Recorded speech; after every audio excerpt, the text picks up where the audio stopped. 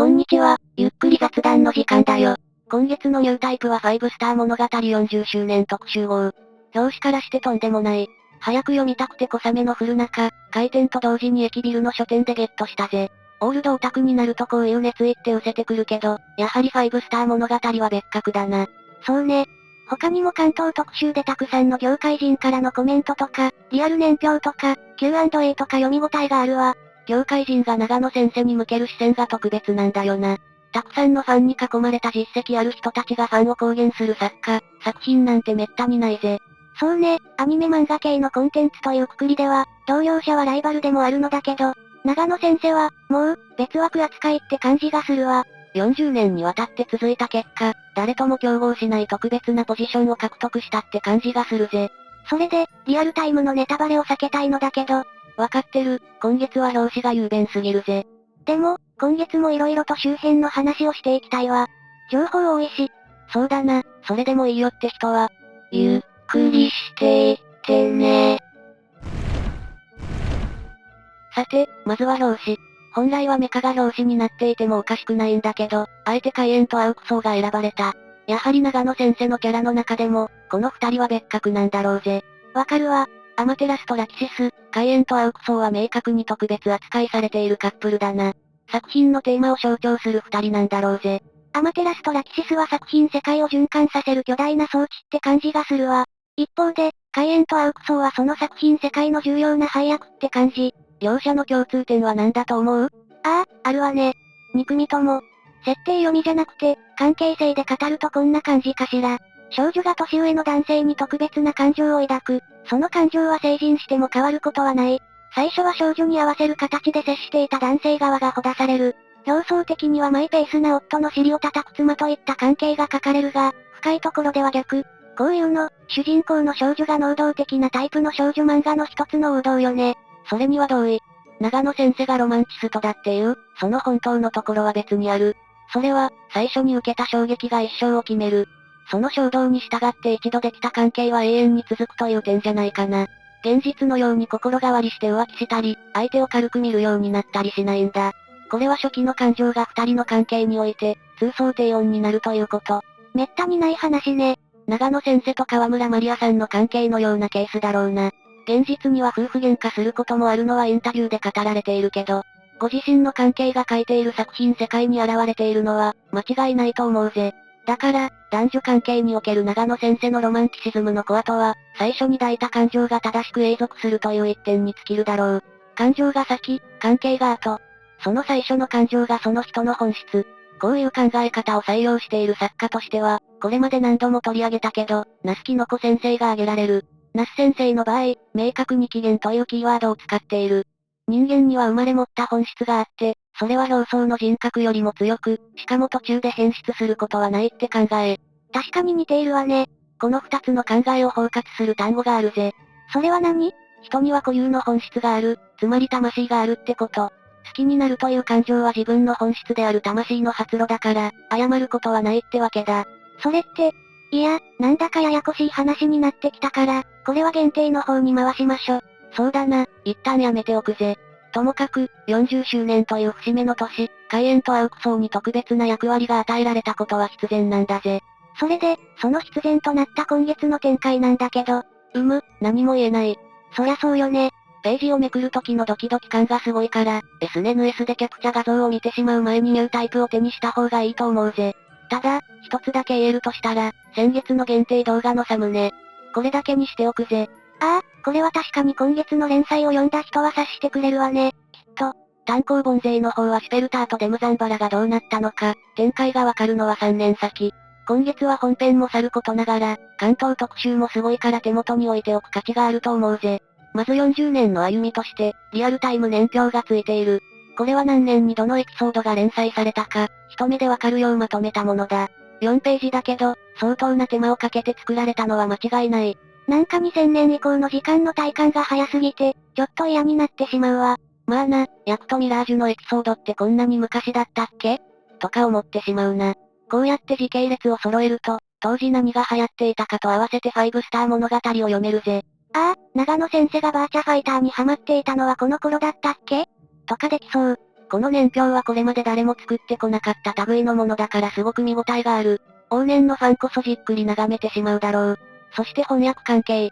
以前、ファイブスター物語の海外展開について少し触れたが、確定情報が出た。まず英語版はトイズプレスの展開の後、つまり本格的に展開するのは今年の7月から、1巻から出し直しだ。一方、韓国語版とイタリア語版はなんと18巻まで刊行されている。変わらないじゃない、日本と。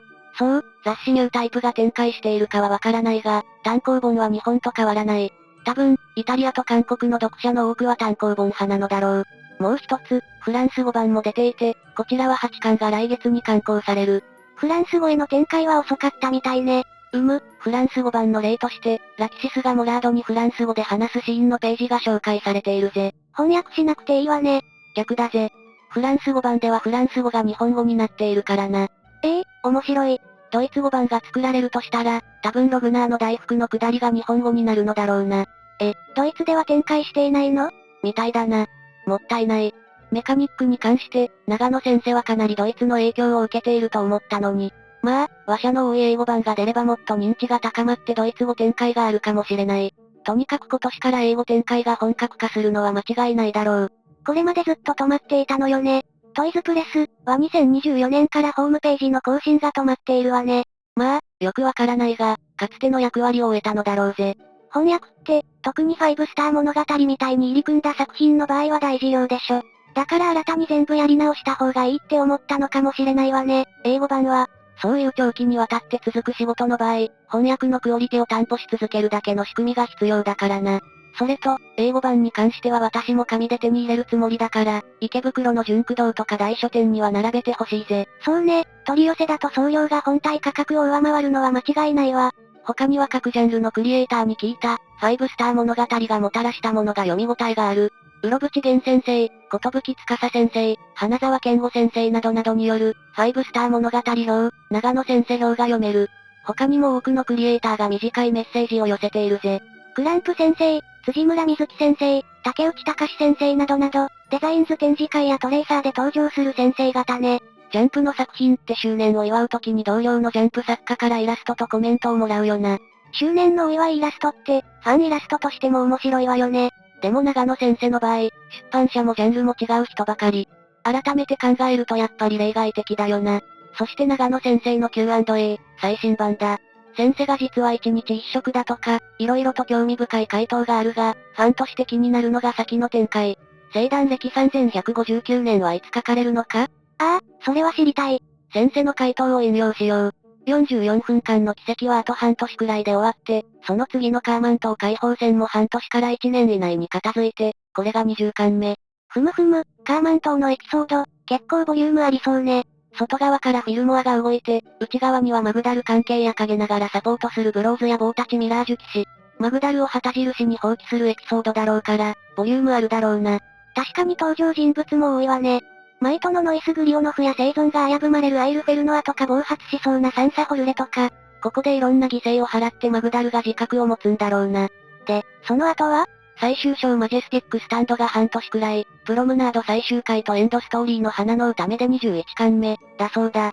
マジェスティックスタンドが半年ってことは、プロムナードは短いだろうし、花の歌目が結構ボリュームありそう。多分ハッハのエピソードは未来に向けての布石も含めてここで一段落なんだろう。で、そこから7話が始まる。これも22巻か23巻で終わる予定で、この7話の終わりでログナーが死んじゃうそうだ。また新しいログナーが登場するのね。一体どんな大事件が起きるのかわからなくて、楽しみだけど、それはそれとして、このスケジュール、長くない3159年が収録されるのは24巻ということになるからな。1巻2年と早めに見積もっても、5巻分だから最短で10年くらいあるな。もちろん、救済はないものとする。長野先生のコメントを整理するとこうなるのね。それで7話ってどんなタイトルだっけ？星のない世界、英語タイトルだとフルフラジャイル。で、構成がこれ。これだと確かにログナーとかイエッタ関係のエピソードになりそう。6話のマジェスティックスタンドが人間同士のごちゃごちゃだったから、7話は巨大な話になるんだろうな。そして7話の次、8話がアドラー進行の描かれる3159年のエピソードというわけだ。楽しみだわ、全部見届けなくっちゃ。そうだな、私も全部見たいと思っているぜ。健康を維持しないとね。うろぶち先生も長野先生の健康を案じて、元気でいてほしい、良いものを食べて、しっかり休んでと言っていたな。やはり休養と栄養が大事なのよね。ただ、長野先生は1日1食なんだよな。多分小食の方が健康にいい気がする。しっかり食べろ派とできるだけ食べるな派の争いはあるわよね。個人的には食べるな派だな。ただ、食べるものには気をつけろ、というのには同意だぜ。それはそう。さて、長くなった。そろそろ終わりにしよう。ここまでご視聴いただきありがとうございました。良ければチャンネル登録や高評価いただければ幸いです。あ、そうだ、今月の展開のネタバレトークやその他についてはいつも通り面切りで、こちらのご登録もお待ちしています。それじゃ、またねー。